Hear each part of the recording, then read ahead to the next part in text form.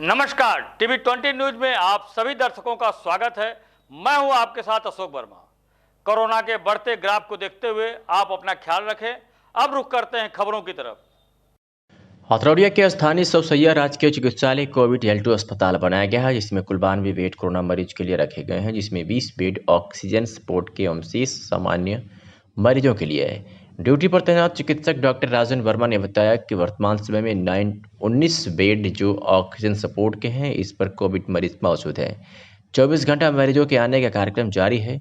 विषम परिस्थितियों में भी हम लोग हौसला नहीं छोड़ रहे हैं। हमारे कई चिकित्सक कोरोना पॉजिटिव भी हुए थे। उन्होंने बताया कि कुल 6 डॉक्टर 3 शिफ्ट के लिए, 1 staff nurse, 2 ward boy, 1 shift की ड्यूटी पर लगाए गए हैं। अस्पताल में मैन पावर कम होने के चलते बहुत ही परेशानी हो रही है, क्योंकि मरीज लेकर आने वाला हर तीमारदार अपने स्तर से व्यवस्था चाह रहा है, जो संभव नहीं है कि दिया जा सके, क्योंकि हर समय मरीज आ रहे हैं और परिस्थितियों के हिसाब से उनका एडमिशन किया जा रहा है। आज सुबह 4 बजे कुछ लोग बुढ़नपुर की तरफ से एक मरीज को लेकर आए और ज़बरदस्ती अस्पताल में भर्ती कराने की बात करने लगे। मौके पर तैनात डॉक्टर द्वारा कोरोना जांच कराने की बात और स्थिति गंभीर होने की स्थिति में उनको जिला चिकित्सालय पर रेफर करने की बात बताई गई, तो परिजन आग बबूला हो गए और गेट के बाहर रखी हुई कुर्सियां एवं गमले तोड़ डाले। उन्होंने बताया कि अस्पताल के 1-2 सुरक्षाकर्मी ड्यूटी पर मौजूद रहते हैं, फिर भी अगर पर्याप्त सुरक्षा की व्यवस्था हो जाए तो हम लोगों को काम करने में कोई परेशानी नहीं होगी। उन्होंने लोगों से अस्पताल कर्मचारियों के सहयोग की अपील की, जिससे हर बीमार को अधिक से अधिक सुविधा उपलब्ध कराई जा सके। टीवी 20 न्यूज से बातचीत करते हुए डॉक्टर राजन वर्मा ने क्या कुछ कहा, आपको सुनवाते हैं। किस तरह की हालत का कोई रिपोर्ट होती है इस तरह से? कल रात में कोई मरीज़ था, वो रेफ़र नहीं किया गया था, डायरेक्ट यहीं वो लोग आ गए थे। यहाँ पे जो पॉलिसी है उसके तहत कोविड कंट्रोल रूम से ही डायरेक्ट पेशेंट यहाँ आते हैं। उनको बताया गया कि आप लोग कंट्रोल रूम पे फ़ोन कीजिए, उसके बाद ही कुछ कार्रवाई हो सकती है। उनका एंटीजन टेस्ट भी नहीं हुआ था, तो पहले तो वो कोविड उनका पॉजिटिव होना ज़रूरी है, या उनके पास CT स्कैन हो, कुछ तो हो जिससे हम ये मानें कि कोविड के कारण है प्रॉब्लम। यहाँ सारे पेशेंट कोविड के ही एडमिट किए गए हैं। रेस्पिरेटरी रेट का ज़्यादा होना या ऑक्सीजन की कमी बहुत सारी बीमारियों में होती है, इसीलिए उनको बोला गया है कि एंटीजन टेस्ट करवा लीजिए या फिर आप कंट्रोल रूम से बात करके अलॉट करवा लीजिए। इसीलिए वो शायद वापस यहाँ से गए, फिर बीच में अचानक 45 मिनट 40 मिनट के बाद अचानक से एक भीड़ आई, गेट को तोड़ने की कोशिश की, वहाँ पे गमले को पटका, बाकी अंदर आ गए। अंदर आके इन्होंने कुर्सियाँ तोड़ी, बाकी अंदर ऑक्सीजन सिलेंडर रखे थे उसको इधर उधर फेंक दिया। हम लोग अपना आपस में बच के इधर भागे किसी तरह से, बाकी उसके बाद वो लोग चले गए। कहाँ के लोग थे, कुछ पहचाने थे? पहचान तो नहीं हुई, क्योंकि डायरेक्टली हम लोग मास्क लगा के लोग रखे हुए हैं, तो चेहरा तो किसी का समझ में आता नहीं है। कोयलसा का शायद केस था, वो कोयलसा के ही वो लोग होंगे। आपके सर सिक्योरिटी के लिए कोई गार्ड लगा या पुलिस लगा हो यहाँ पे? पुलिस के 2 गार्ड हैं, अब क्या कहा जाए, पुलिस के 2 गार्ड हैं, लेकिन वो लोग कभी इस अस्पताल पे नहीं रहते। यहाँ जैसे कि 2 अस्पताल है, ये MCH विंग है, बगल में ही मेन जनरल हॉस्पिटल है, वो लोग जनरल हॉस्पिटल के गेट पे ही बैठे रहते हैं, कभी इधर तो आते ही नहीं हैं। बाकी हमारे जो 2 प्राइवेट यहाँ के जो गार्ड रखे गए हैं, तो वो तो एक नॉर्मल पर्सन की तरह, उनके पास वर्दी तो कोई है नहीं जिससे कि कोई उनको जाने कि वो गार्ड है या क्या है। वो बेचारे क्या करते, ना उनको कोई हथियार है ना उनके पास कुछ है। उन्होंने केवल समझाया, समझाने के बाद उन्होंने नहीं माने तो वो भी अपनी जान बचा के भागे, उसमें क्या कर सकता है कोई। कि एटलीस्ट यहाँ पे गार्ड्स की तैनाती कर दी जाए, क्योंकि आगे आने वाले समय में पीक जैसे ही अभी नहीं आई है, केसेस बढ़ेंगे, केस लोड बढ़ेंगे, जनता में रोष बढ़ेगा और बेड उतने ही हैं, रोज़ ज़्यादा होता जाएगा, पेशेंट ज़्यादा होते जाएंगे, तो ये घटनाएं कॉमन हो सकती हैं। और ऊपर से जनता में भी एक अपील मैं ये करूँगा कि कृपया आप लोग भी सब्र बना के रखें। हम लोग लगातार कोशिश कर रहे हैं कि यहाँ पेशेंट की देख रेख करते रहें, तो कृपया हमारा साथ आप लोग भी दें, मास्क लगा के रखें, सोशल डिस्टेंसिंग करते रहें। Thank you. हथरौड़िया विकासखंड की मतगणना रामनाथ धनंजय पब्लिक स्कूल तेजापुर में 2 मई को आयोजित होगी, जिसके लिए तैयारियां पूरी कर ली गई है। विद्यालय परिसर में बनाए मतगणना केंद्र पर बैरिकेडिंग की पूरी व्यवस्था को कोविड प्रोटोकॉल के तहत भी की गई है। अंदर जाने वाले प्रत्येक व्यक्ति की जांच रिपोर्ट नेगेटिव होने और ऑक्सीजन का लेवल जांचने के बाद ही अंदर जाने की अनुमति दी जाएगी। हथरौड़िया विकासखंड में कुल 8 न्याय पंचायत है। कुल 67 ग्राम पंचायत प्रधान पद के लिए, क्षेत्र पंचायत सदस्य पद के लिए 59 पद हैं। गणना न्याय पंचायत वार की जाएगी। प्रत्येक न्याय पंचायत के लिए 4-4 टेबल लगाए जाएंगे, अर्थात प्रत्येक न्याय पंचायत के 4-4 ग्राम पंचायतों की मतगणना एक साथ कराई जाएगी। इस प्रकार कुल 32 टेबल लगाए जाएंगे। मतगणना की तैयारियां पूरी कर ली गई है। प्रत्याशियों के पास जारी कर दिए गए हैं। सुरक्षा व्यवस्था का पुख्ता इंतजाम रहेगा। मतगणना स्थल के बाहर गेट पर कोविड हेल्प डेस्क की व्यवस्था कराई जाएगी। अंदर जाने वाले प्रत्येक व्यक्ति कोविड प्रोटोकॉल के तहत जाँच की जाएगी, तभी उनको प्रवेश मिलेगा। टीवी 20 न्यूज से बात करते हुए क्या कुछ कहा निर्वाचन अधिकारी भवानी शंकर शुक्ला ने, सुनवाते हैं आपको।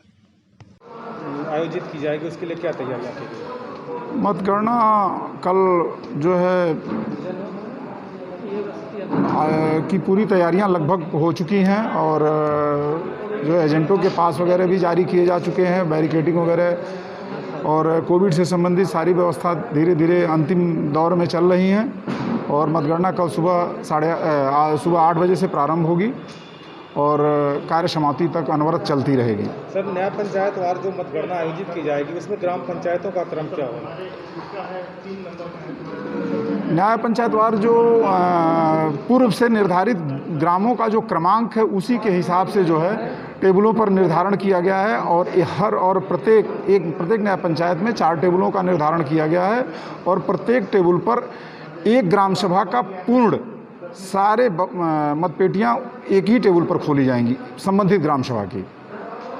किसी से प्रत्याशी का अगर 2 बार पास जारी हो गया है उसके खिलाफ क्या कार्रवाई की जाएगी? यदि किसी प्रत्याशी ने त्रुटिवश या भूलवश किया है तो उसकी जांच की जाएगी और यदि वो वाकई गलत तरीके से पास हासिल किया है कर्मचारियों को गुमराह करके या स्टाफ को गुमराह करके तो उसके खिलाफ काउंटर पर यदि वो पकड़ा जाता है 2 पासों के साथ, उसको तत्काल जो द्वितीय पास जारी करते हैं उसके खिलाफ वैधानिक कार्रवाई की। अम्बेडकर नगर से ये खबर आ रही है जैसे शिक्षक संगठनों ने मतगणना के बहिष्कार का ऐलान किया है। उन्होंने कहा है कि मतदान कराने के कारण प्रदेश में 800 से शिक्षकों की कोरोना संक्रमण से मौत हो चुकी है। हजारों की संख्या में शिक्षक और उनका परिवार बीमार है। बता दें कि अम्बेडकर नगर जनपद के शिक्षक संगठनों ने मतगणना के बहिष्कार का ऐलान किया है। शिक्षक संघ का ऐलान, कोई भी शिक्षक नहीं करेगा मतगणना। संघ ने कहा मतदान कराने के कारण प्रदेश में 800 शिक्षकों की कोरोना संक्रमण से मौत हो चुकी है। हजारों की संख्या में शिक्षक और उनके परिवार बीमार हैं। चुनाव स्थगित करने की मांग को अनदेखा किया गया है जिससे स्थिति भयावह हुई है। माध्यमिक शिक्षक संघ और राष्ट्रीय शैक्षिक महासंघ ने बहिष्कार का ये ऐलान किया है। TV20 न्यूज से बातचीत करते हुए अरुण सिंह, अम्बेडकर नगर जिला अध्यक्ष शिक्षक संघ ने क्या कुछ कहा है, आपको सुनवाते हैं। उत्तर प्रदेश माध्यमिक शिक्षक संघ चेत नारायण गुट के प्रदेश नेतृत्व के आह्वान पर आगामी 2 मई को होने वाली पंचायत चुनाव की मतगणना का पूर्ण रूप से बहिष्कार करने का निर्णय लिया गया है। इसके पूर्व भी संगठन ने माननीय मुख्यमंत्री महोदय व राज्य निर्वाचन आयोग को पत्र लिख करके चुनाव को रोकने की मांग की थी, लेकिन इस पर कोई सकारात्मक निर्णय नहीं लिया गया। कोरोना संक्रमण के बढ़ते प्रभाव को देखते हुए हमारे हजारों शिक्षक अभी भी संक्रमित हैं और हजारों की संख्या में शिक्षकों की हमारी असमय मृत्यु हो चुकी है। शिक्षकों की जीवन सुरक्षा को बनाए रखने के लिए आगामी 2 मई को होने वाली मतगणना का पूर्ण रूप से बहिष्कार करने का संगठन ने निर्णय लिया है। कोरोना को लेकर लापरवाही या इसे हल्के में लेना जानलेवा हो सकता है। यह सबक यूपी के बरेली में नवाबगंज विधानसभा सीट से बीजेपी विधायक रहे केसर सिंह गंगवार की मौत के मामले से लिया जा सकता है। केसर सिंह की कोरोना संक्रमण की वजह से 28 अप्रैल को मौत हो गई। उनकी मौत के बाद एक न्यूज चैनल का वीडियो सामने आया है। वीडियो उस वक्त का है जब केसर सिंह विधानसभा पहुंचे थे। रिपोर्टर ने विधायक से पूछा कि कोरोना काल है और आपने मास्क भी नहीं लगा रखा है। जवाब में विधायक ने कहा था कि मास्क, अब कोविड खत्म हो गया है, अब कोविड कहाँ रखा है। ऐसा कहकर वे मोबाइल पर बात करते हुए आगे निकल गए। 24 घंटे नहीं मिला था ICU। केसर सिंह गंगवार की हालत अचानक बिगड़ने पर 10 अप्रैल को उन्हें बरेली के राममूर्ति मेडिकल कॉलेज में भर्ती किया गया था, जहां उनकी कोरोना रिपोर्ट पॉजिटिव आई थी। परिजन का आरोप है कि केसर सिंह को 24 घंटे तक एक ICU बेड नहीं मिल पाया, इसलिए उन्हें नोएडा के यथार्थ अस्पताल में भर्ती कराया गया। वहां इलाज के दौरान 2 दिन पहले केसर सिंह ने दम तोड़ दिया। अब इस वायरल वीडियो में पत्रकार और केसर सिंह विधायक के बीच हुई बात को आपको सुनवाते हैं। आपने मास्क नहीं लगाया हुआ इस समय कोविड का प्रोटोकॉल है। मास्क का कोविड खत्म हो गया, अब कहाँ रखा है कोविड यार, अब कहाँ रखा है कोविड। सुन सकते हैं आप किस तरीके से विधायक हैं और कह रहे हैं कि कोविड खत्म हो चुका है। ये जरूरी नहीं समझ रहे कि सदन में आने से पहले मास्क लगाया जाए। लगातार इसको लेकर के विधानसभा की तरफ से पुलिस ने लड़की को लेकर भाग जाने वाले एक अभियुक्त को गिरफ्तार किया है और लड़की को बरामद भी कर लिया है। साथ ही बिलरियागंज पुलिस ने भी 2 अभियुक्तों को गिरफ्तार करने में सफलता हासिल की है। बता दें कि पुलिस अधीक्षक आजमगढ़ सुधीर कुमार सिंह के कुशल निर्देशन व अपर पुलिस अधीक्षक ग्रामीण जनपद आजमगढ़ व क्षेत्राधिकारी सगड़ी जनपद आजमगढ़ के कुशल नेतृत्व में थानाध्यक्ष धर्मेंद्र कुमार सिंह, थाना बिलरियागंज जनपद आजमगढ़ द्वारा एक अभियुक्त को गिरफ्तार किया गया है। तो वहीं पुलिस अधीक्षक के निर्देश पर भी थाना फूलपुर पुलिस ने लड़की को बहला फुसला कर लेकर भाग जाने वाले अभियुक्त को गिरफ्तार किया है और लड़की को बरामद कर लिया है। त्रिपुरा के वेस्ट अगरतला डीएम व कलेक्टर शैलेश कुमार यादव के एक मैरिज हॉल में कोरोना की पाबंदियों के बीच शादी रुकवाने के मामले में नया मोड़ आ गया है। सोशल मीडिया पर वीडियो वायरल होने के बाद हालांकि डीएम ने अपने दुर्व्यवहार के लिए माफी मांग ली है, लेकिन विवाद अब बढ़ता जा रहा है। अब इस मामले में दुल्हन के परिवार वालों ने एफआईआर दर्ज करा दी है। वहीं दूसरी ओर डीएम की ओर से भी दुल्हन पक्ष के खिलाफ एफआईआर की गई है। दुल्हन के भाई सुब्रजीत देव ने फेसबुक पोस्ट के जरिए घटना की विस्तार से जानकारी दी। सुब्रजीत ने लिखा कि 27 अप्रैल 2021 को बहुत मानसिक आघात, शारीरिक थकान और पारिवारिक चर्चाओं के बाद आखिरकार हमने पश्चिम अगरतला में रात करीब 9:30 बजे एक प्राथमिकी दर्ज करने का फैसला किया। हमने एफआईआर दर्ज कराई। इसके बाद हमसे एक दिन बाद रसीद लेने का वादा किया गया। जैसे ही रात के 10 बजे कर्फ्यू का समय निकट आ रहा था, इसलिए हमने पुलिस स्टेशन से यह सोचकर छोड़ दिया कि दूसरे दिन एफआईआर की कॉपी ले लेंगे। 28 अप्रैल को मैं एफआईआर रसीद लेने के लिए पश्चिम पुलिस स्टेशन गया। मुझे पुलिस थाने में 3 से 4 घंटे बिठाया गया और रसीद नहीं दी गई।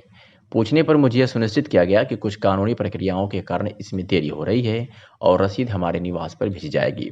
हालांकि 29 अप्रैल रात करीब 9 बजे तक मेरी एफआईआर कॉपी नहीं मिली। 29 अप्रैल को सुबह 8 बजे मुझे स्थानीय समाचार पत्र से खबर मिली कि 28 अप्रैल को डीएम शैलेश यादव ने हमारे खिलाफ एफआईआर दर्ज कराई है। अब मेरे सामने तस्वीर स्पष्ट हो गई। बस मेरी एफआईआर को तोड़ मरोड़ करने के लिए 27 अप्रैल को हमारे खिलाफ एफआईआर दर्ज की गई है। सुब्रजीत ने कहा, हम एक ऐसे देश में रह रहे हैं जहां एक सामान्य आदमी न्याय मांगने के लिए एफआईआर नहीं कर सकता, जबकि एक जिला मजिस्ट्रेट आसानी से कर सकता है। अंत में हमने अपने राज्य के शीर्ष वकीलों में से एक से परामर्श किया है और सीआरपीसी की धारा 156 3 के तहत हमारी प्राथमिकी स्वीकार करने के लिए पुलिस अधीक्षक अगरतला को एक प्रार्थना पत्र लिखा है। फिर से खारिज होने और परेशान होने की डर से, जैसा कि एफआईआर दर्ज करते समय हुआ, मैंने आज शाम को रजिस्टर्ड पोस्ट के जरिए प्रार्थना भेजी। दुल्हन के भाई ने कहा, आशा करें और प्रार्थना करें कि एक बार जब ये प्रार्थना अपनी कुर्सी तक पहुंच जाए तो कुछ कार्रवाई हो। कानूनी दस्तावेज में मैं इस समय साझा नहीं कर सकता। मेरे वकील से सलाह लेने के बाद बाकी कानूनी कार्रवाई को अपडेट किया जाएगा। सुब्रजीत ने अंत में कहा, मैं और मेरा पूरा परिवार कृतज्ञ है पूरे राज्य और जिस तरह से देश ने आगे आकर हमारा समर्थन किया। अगर आप महसूस करते हैं कि हम गलत नहीं थे तो मैं सभी से समर्थन करने की प्रार्थना करता हूं।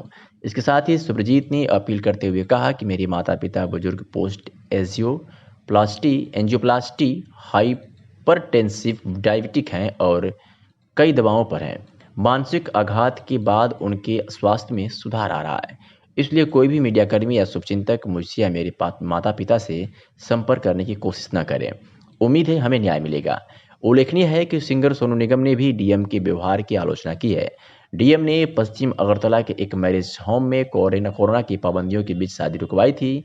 इस दौरान उन्होंने पंडित को थप्पड़ जड़ा और वर वधू पक्ष से दुर्व्यवहार किया। इसके बाद से ही उनके इस व्यवहार की कड़ी आलोचना हो रही है। राज्य के विधायकों ने भी डीएम के खिलाफ सीएम को पत्र लिखकर कार्रवाई की मांग की है। आजमगढ़ के बूढ़नपुर तहसील क्षेत्र के विकासखंड कोयलसा के जीएसएसपीजी कॉलेज कोयलसा में कल 2 मई को मतगणना कराई जाएगी, जिसके लिए विकासखंड कोयलसा द्वारा 10 न्याय पंचायतों के प्रत्येक न्याय पंचायत में 4 टेबलवार मतगणना कराई जाएगी, जिसमें एक साथ 40 गाँव की मतगणना की जाएगी। बता दें कि विकासखंड कोयलसा में 10 न्याय पंचायतें हैं। प्रत्येक न्याय पंचायतों में 4 टेबल बनाए गए हैं। मतगणना प्रत्येक न्याय पंचायत के चारों टेबल में की जाएगी। इस तरह 10 न्याय पंचायतों में एक साथ 40 गाँव की मतगणना की जाएगी। वैश्विक महामारी को ध्यान में रखते हुए प्रशासन द्वारा कॉलेज में सैनिटाइजर का छिड़काव कर दिया गया है। साथ ही सुरक्षा के दृष्टिकोण से सोशल डिस्टेंसिंग को ध्यान में रखते हुए काफ़ी दूर दूर बैरिकेडिंग की गई है। सुरक्षा के दृष्टिकोण से प्रशासन द्वारा 3 स्थानों पर बैरिकेडिंग की गई है। इस संबंध में बूढ़नपुर तहसीलदार शक्ति प्रताप सिंह ने बताया कि चुनाव की मतगणना की सारी तैयारियां कर ली गई है। वैश्विक महामारी को ध्यान में रखते हुए कॉलेज में सैनिटाइजर का छिड़काव भी करा दिया गया है। साथ ही वैश्विक महामारी को ध्यान में रखते हुए कर्मचारियों अधिकारियों से अपील की गई है कि मैं मतगणना स्थल पर मास्क लगाकर सोशल डिस्टेंस का पालन करते हुए मतगणना में अपना सहयोग प्रदान करें। साथ ही प्रत्याशियों के एजेंट को भी निर्देशित कर दिया गया है कि बिना कोविड-19 टेस्ट रिपोर्ट के एजेंट पास के साथ साथ बिना मास्क के किसी को प्रवेश नहीं दिया जाएगा। सुरक्षा के दृष्टिकोण से भारी मात्रा में पुलिस बल भी तैनात किए जा चुके हैं। किसी भी तरह की लापरवाही की अनदेखा नहीं किया जाएगा। क्या कुछ कहा टीवी 20 न्यूज़ से बातचीत करते हुए शक्ति प्रताप सिंह तहसीलदार बूढ़नपुर ने, आपको अभी सुनवाते हैं। मतगणना 2 मई को प्रारंभ होने वाली है, जिसके लिए मतगणना केंद्रों पे बैरिकेडिंग की व्यवस्था करा दी गई है। मतगणना केंद्रों को सैनिटाइज करा दिया गया है। मतगणना केंद्र में आने वाले कर्मचारियों को, मतगणना में लगे हुए पर्यवेक्षक लोगों को, प्रत्याशी को तथा एजेंट को, सभी लोगों को ये बताया गया है कि वो लोग अपना कोविड टेस्ट करा लें और कोविड रिपोर्ट नेगेटिव आने पर ही वो यहाँ पर आएँ। और सभी लोगों को सैनिटाइज़र का प्रयोग करने के लिए समय समय पर, मास्क इत्यादि का प्रयोग करने और सोशल डिस्टेंसिंग आदि को फॉलो करने के लिए पहले से ही निर्देश जारी किए जा चुके हैं, जिससे हम लोग मतगणना कार्य भी करें और सुरक्षित। 18+ वालों को टीकाकरण के लिए अभी इंतजार करना होगा। फिलहाल 1 मई को जिले में इसकी शुरुआत नहीं हो रही है। स्वास्थ्य महकमे के अनुरूप अभी 18+ वालों को टीकाकरण के लिए 2 से 4 दिनों तक इंतजार करना होगा। इसके पीछे कारण शासन से अभी जिले में 18+ वालों के टीकाकरण को हरी झंडी नहीं मिलना बताया जा रहा है। 1 मई से 18+ वालों के टीकाकरण की ऐलान प्रधानमंत्री ने किया है, लेकिन 18+ वालों को टीकाकरण के लिए वैक्सीन भारत सरकार ने उपलब्ध करा रही है। ऐसे में 18+ वालों के लिए वैक्सीन सीधे राज्य सरकार कंपनियों से खरीदेगी। जिला प्रतिरक्षण अधिकारी डॉक्टर संजय ने बताया कि फिलहाल प्रदेश सरकार उन जिलों में 1 मई से 18+ वालों के टीकाकरण की शुरुआत करेगी जहां एक्टिव केस 9000 से अधिक हैं। इन जिलों में लखनऊ, वाराणसी, गोरखपुर, आगरा, मेरठ, प्रयागराज व आगरा शामिल है। 18+ टीकाकरण को लेकर शुक्रवार की सुबह वीसी हुई है, जिसमें मुख्यालय से यह सूचना मिली है कि वैसे हमारा प्रयास है कि जिले में भी जल्द से जल्द 18+ टीकाकरण की शुरुआत हो सके। इसके लिए जिले को लगभग 6000 वैक्सीन उपलब्ध कराई जा रही है, जिसे लाने के लिए जिले से वैक्सीन वाहन लखनऊ भेज दिया गया है। शासन के दिशा निर्देश के बाद ही 18+ के टीकाकरण की जिले में शुरुआत होगी। आजमगढ़ में कोरोना संक्रमण से गंभीर हुए मरीजों के लिए ऑक्सीजन की किल्लत दूर करने की कवायद में सरकार जुटी है। इसके तहत राजकीय मेडिकल कॉलेज में एक ऑक्सीजन प्लांट की स्थापना का कार्य चल रहा है। वहीं दूसरे प्लांट लगाने की अनुमति भी सरकार ने देते हुए बजट जारी कर दिया है। वहीं निर्माणाधीन प्लांट को 15 मई तक हर हाल में शुरू करने का निर्देश दिया है। ऑक्सीजन की किल्लत के चलते जिले में कोरोना संक्रमितों के इलाज में काफ़ी दिक्कत आ रही है। मौत का ग्राफ भी काफ़ी बढ़ गया है। इसे देखते हुए शासन ने मेडिकल कॉलेज परिसर में ही ऑक्सीजन प्लांट लगवाने का निर्देश दिया। परिसर में कार्यदायी संस्था ने निर्माण कार्य भी शुरू करा दिया है। पहले 1 माह का समय कार्यदायी संस्था को दिया गया था, लेकिन अब 15 मई तक प्लांट चालू करने का निर्देश कार्यदायी संस्था को दिया गया है। कार्यदायी संस्था के अवर अभियंता श्याम तिवारी ने बताया कि जल्द से जल्द प्लांट को चालू करने के लिए ढांचे में परिवर्तन किया गया है। नई व्यवस्था में प्लांट की चबूतरे के साथ साथ अस्थायी छत तैयार की जाएगी। फिलहाल इस प्लांट से प्रतिदिन 200 जंबो ऑक्सीजन सिलेंडर की रिफिलिंग की जा सकेगी। प्राचार्य डॉक्टर आरपी शर्मा ने बताया कि एक ऑक्सीजन प्लांट जहां निर्माणाधीन है, तो वहीं एक और प्लांट को स्थापित करने की शासन ने अनुमति प्रदान कर दिया है। दूसरे प्लांट के लिए भी 1 करोड़ 12 लाख रुपए की धनराशि मिल गई है। दूसरे प्लांट का निर्माण कोयम्बटूर के ट्राइडेंट न्यूमेटिक संस्था द्वारा किया जाएगा।